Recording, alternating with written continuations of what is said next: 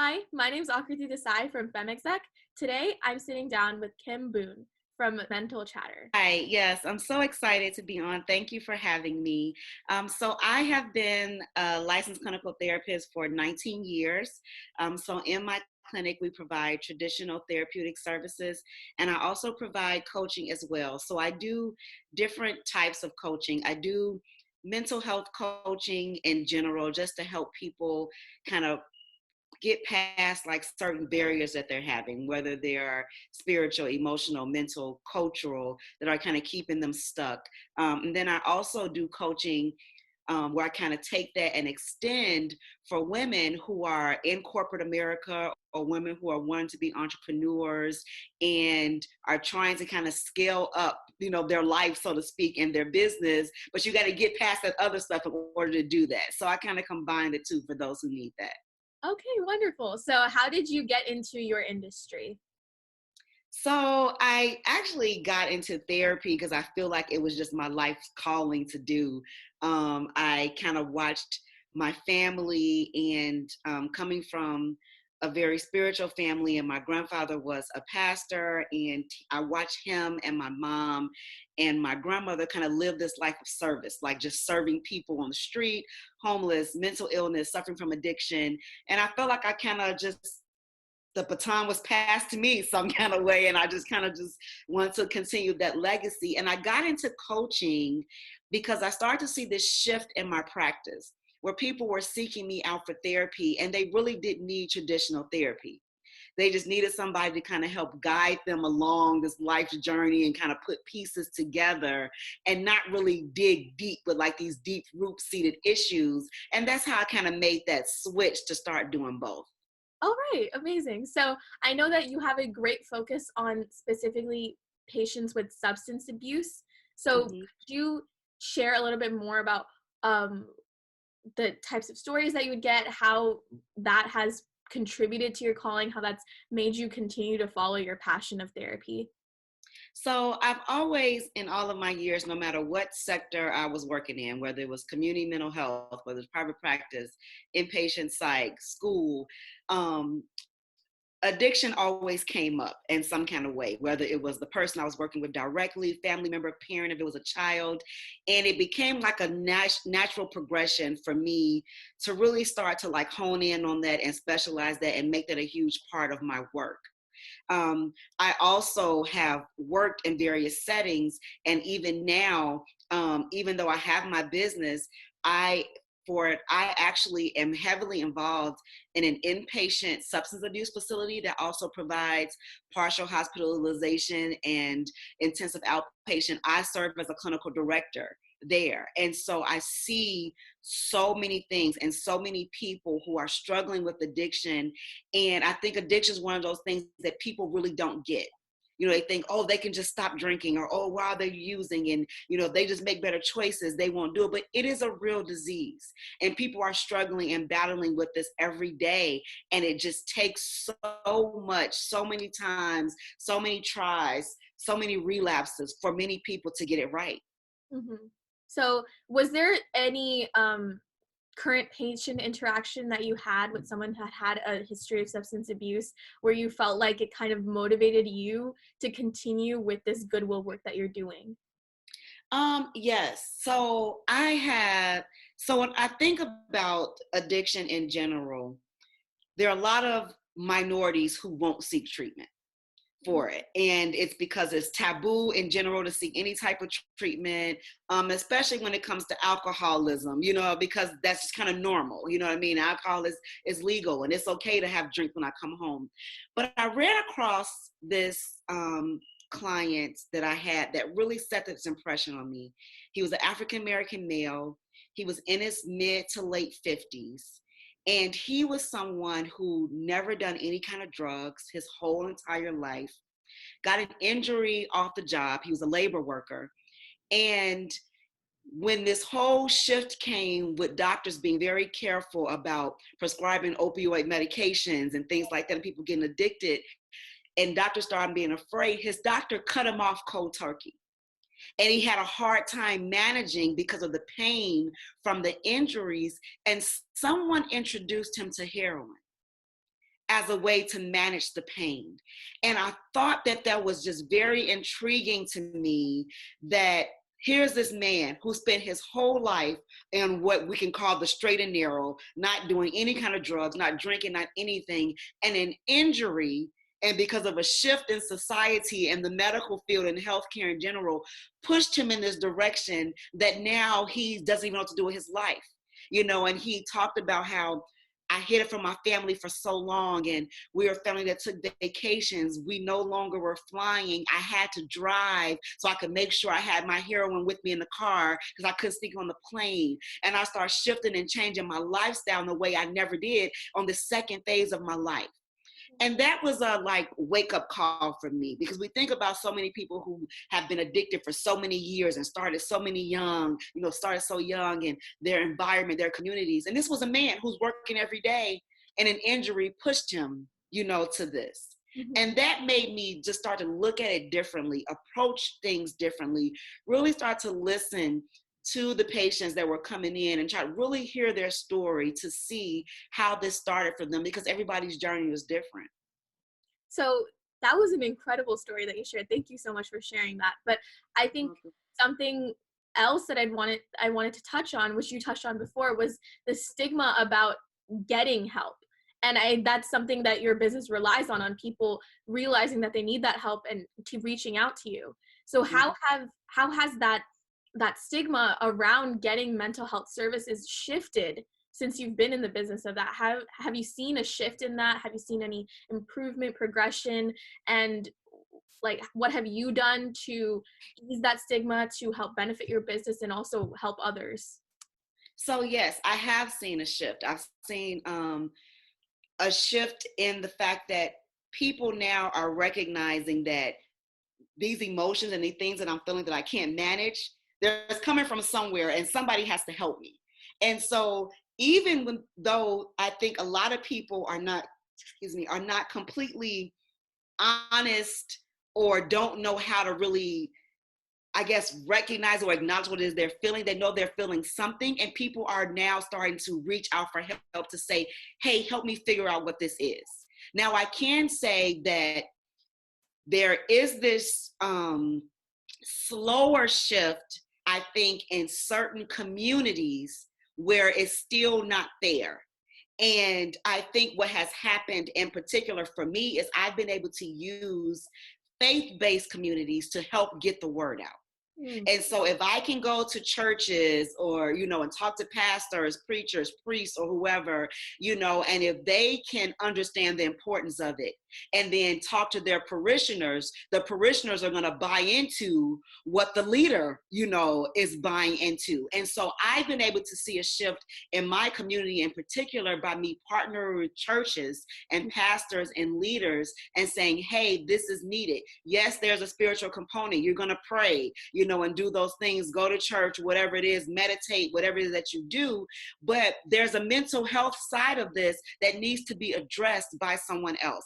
And so the message that I've been using is, if you go to your doctor and your doctor says that you have diabetes, you're going to do everything that the doctor says to treat that diabetes, to get yourself, well. If you're not feeling well and you something's going on, you go to the doctor, your doctor say, you have hypertension. You're going to change your eating habits. You're going to do what it takes.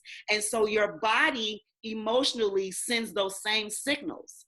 And so if something is off and you're not feeling well, seek the professional and follow the guidelines. It's the same thing. And so I use that all the time to help kind of let them see, oh, I guess it is okay. I guess it is a real thing. If you look at the word disease, it's dis-ease. So my body is at dis-ease. Something is happening. Something is not functioning properly. So let me do what it takes, to make myself whole again.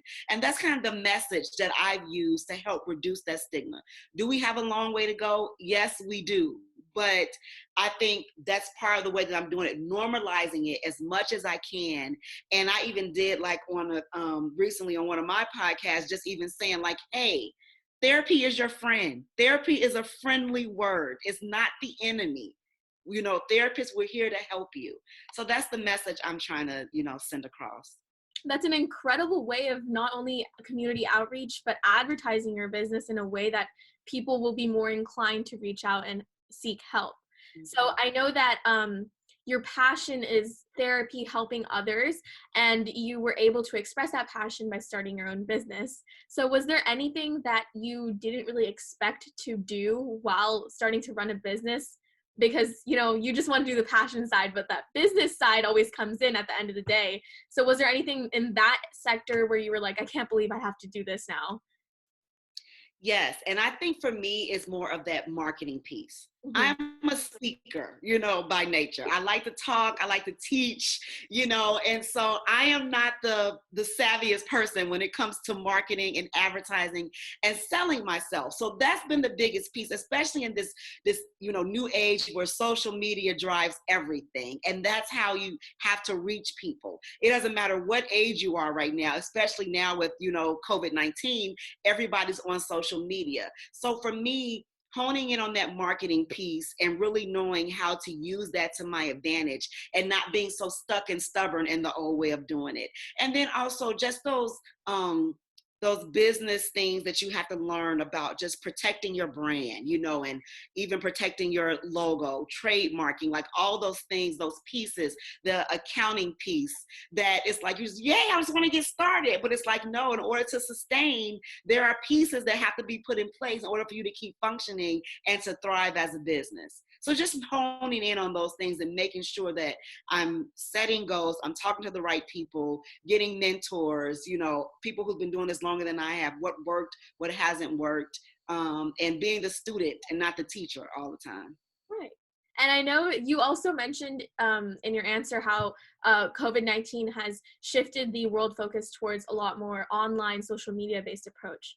And I know that your therapy business often relies a lot on that human interaction Yes. because obviously you need that healthy conversation to promote change.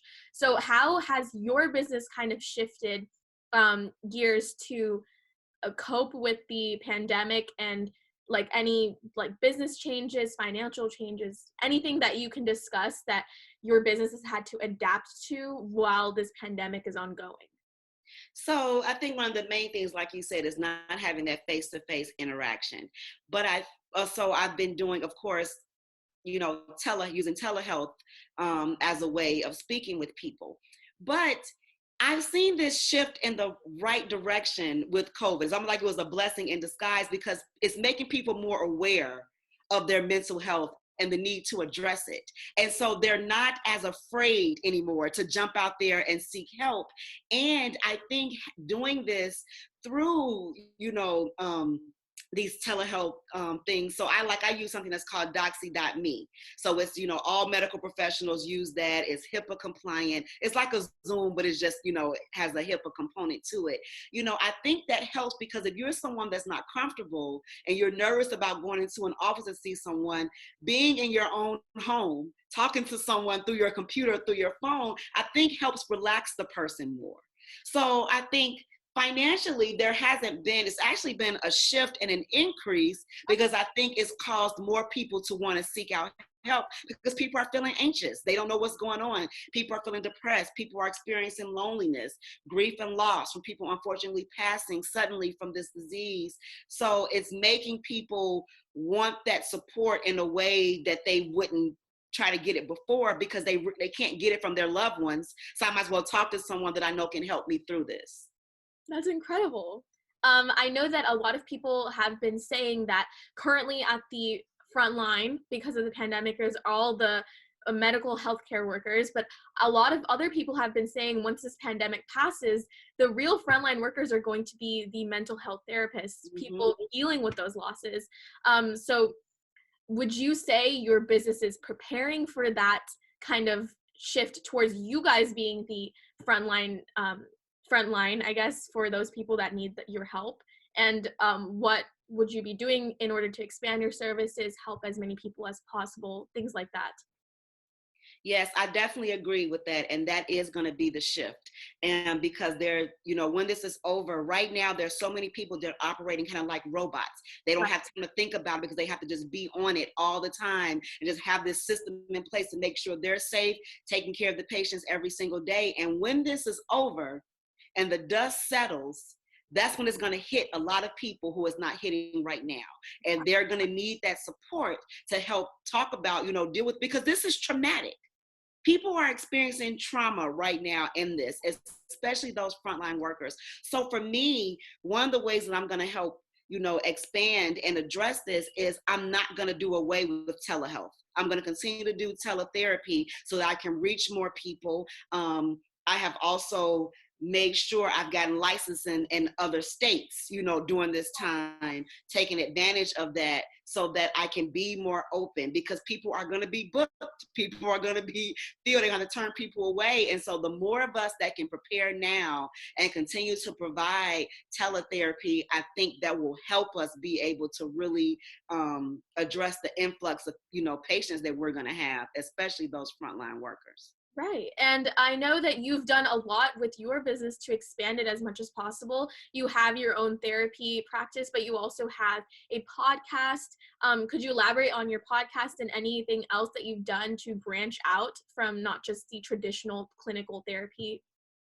Yeah, so my podcast, I'm really excited about it. I just started in January, but it's actually doing you know, very well, and I upload a new podcast every week. So on there, I talk about everything dealing with mental, emotional, spiritual wholeness, wellness, and so it's not just strictly clinical, but I kind of addressed what I feel like is needed in that moment and what's happening in real time. So I may talk about depression one day. I may talk about real clinical techniques to help you deal with anxiety. I may just get on there and just have general conversations just about how people are, you know, feeling. I've talked about relationships. So I make it where I encompass kind of everything, so people don't feel like I'm only addressing mental health. You feel like if you go on there, you can get everything that you need, and I'm going to say something that's going to address some area of your life. And so the podcast is called Mental Chatter, just like my business. And it's actually on all major podcast outlets. So people can find me on everywhere: Apple, Spotify, Overcast, iHeart Radio, you name it, I am on it. Perfect. We'll make sure to shout that out in the posting. Thank you. Um, and another question that I wanted to ask, how old were you, or like how long ago did you start your therapy practice? So this is kind of twofold. So I initially started private practice in 2012.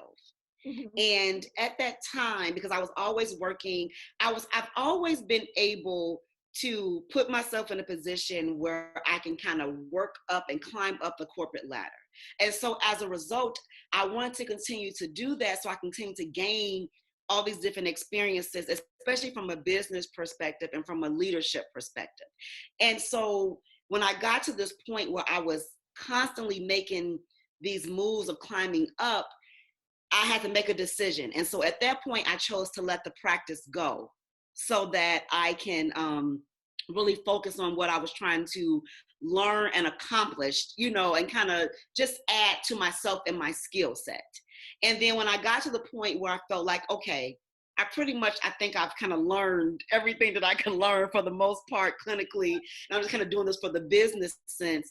That's when I reopened my practice up again. And I started, you know, some years back, a few years ago, and I started just taking on little clients here and there until the demand became so great. And then people who I used to see before start realizing I was back in business again. It was like, hey, can you see me? Can you see my husband? Can you see my sister? Can you see my friend? And so the demand just became greater and greater. So I'm grateful for that. And so it just pushed me to where I had to say, okay, this is now a thing again. So I got to figure out how to make this work. So that's great. So what would you have said to the Kym Boon that started your business in 2012 and also restarted it a couple years ago? Any advice that you've learned along the way that you wish you could tell her if you could go back? The one in 2012, I would have told her to stick with it. I would have told her to not let it go, because you can do both. And I think that I would have gotten to a place a lot faster and sooner as an entrepreneur if I would have stuck with it. Now, I would not have said let go of the 9 to 5 because I needed to learn that business skill set. Because at the point where I was in positions where I was handling financials, I was setting the budgets, and I was doing those things that I needed to learn from my practice, where when starting off, I didn't know. So I would say stick with it so that you can do both simultaneously and then get to a point a lot sooner where you can let it go. And I think the me now, I would say to me what I'm saying now, that you got this and you can do this and the sky is the limit. I have let go of the fear. I've let go of other people's expectations. I've let go of not jumping out there. If I feel it and it makes sense, I'm going to do it and figure out how to happen, how to make it happen. So I'm going to keep telling myself, have faith, keep pushing, believe in yourself, and keep going, because only you can stop you, and the sky is the limit. Oh, wonderful. And for my last question, you could address this, but just a little bit more broad approach. What advice do you have for the future female business owners that are listening to you? I would tell them to, first of all, believe in yourself. And like I just said, and have faith, and don't let other people stop you. You are the one that have dreamed that dream. Other people, I don't care how close they are to you, it's not their calling. So they won't be able to get it. They won't be able to understand it. Don't let people's ignorance or lack of knowledge stop you from doing what you know that you're called to do. Secondly, I would say make sure that you have a mentor. There's someone who's been where you're trying to go. You don't know it all. Don't be afraid to make mistakes, and don't be afraid to seek help, so that you have someone that's coaching you and helping you and guiding you along the way. The third thing I would say is to be smart about your investments, and also recognize too that you have to invest in yourself. And that's one thing that I had to learn. I used to be like, well, I don't want to pay for this, and I don't want to do that. But you have to invest and put money into you and your business to get it back. And the more stingy you are with yourself, the more you're going to realize that where you want to go is going nowhere fast. So you must invest in yourself, but you have to also be smart with the investments that you make along the way. All right. Thank you so much for this interview. You're Can our welcome. listeners reach you and your clinic? So they can reach me on my website at www.mentalchatter.com. You can also reach me on Instagram at mental_chatter. And I also have a business Facebook page that is Mental Chatter 219. So you can reach me in any of those areas. All right. Thank you so much. Thank you for having me.